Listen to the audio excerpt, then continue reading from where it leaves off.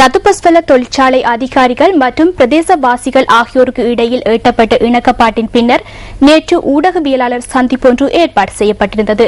குறித்த தொழிற்சாலையை அங்கிருந்து அகற்றுவது தொடர்பில் இணக்கம் எட்டப்பட்டது.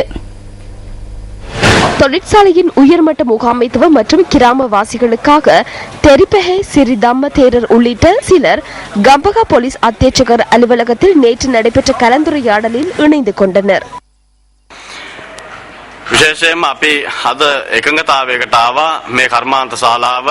இந்த தொழிற்சாலையை அங்கிருந்து அகற்ற நாளை உறுதியாக தீர்மானிப்பதற்கு எம்மால் இயன்றது. இரு தரப்பினரும் கையொப்பமிட்டு இணக்கம் காணப்பட்டது.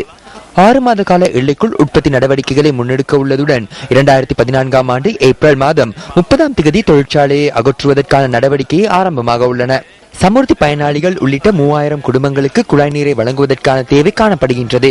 முதற்கட்ட கட்டணங்களுக்காக இந்த நிறுவனம் ஒத்துழைப்புகளை வழங்குவதாகவும் இதன்போது இணக்கம் காணப்பட்டது. ලබා ගැනීමට අවශ්‍ය මූලික ගෙවීම් වෙනුවෙන් ආයතනය දායක වන බව මෙහිදී එකගත්වය පළ කළා. පිට මේ සාකච්ඡාවේදී පැහැදිලි ලෙස පෙනී ගියා මේ තීරණයට අමතරව වෙන තීරණයක් නැහැ. මේක තමයි ගන්න පුළුවන් එකම තීරණය. இதுவே இறுதி தீர்மானம் என்பது இந்த கலந்துரையாடலின் ஊடாக எமக்கு விளங்கியது. அதனால் அமைதியான நிலைமையை தோற்றுவித்து கிராமத்துடனான உறவை மேலும் வலுப்படுத்தி உற்பத்தி நடவடிக்கைகளை முறையாக முன்னெடுத்து நாம் வெளியேறி உள்ளோம் என இங்கு தெரிவித்தோம். கிராமத்துடனான உறவுகள் இதனை விடவும் சிறந்ததாக அமைந்திருந்தால் இந்த பிரச்சனையை முன்னரே தீர்ப்பதற்கான வாய்ப்பு இருந்திருக்கும். මෙම සම්බන්ධීකරණය මීට වඩා හොඳින් තිබුණා නම් සමහර විට අපි මේ ගැටලු මීට කලින් න්‍යායකරණය කර ගැනීම හැකියාවක් තිබෙන්නට ඇති.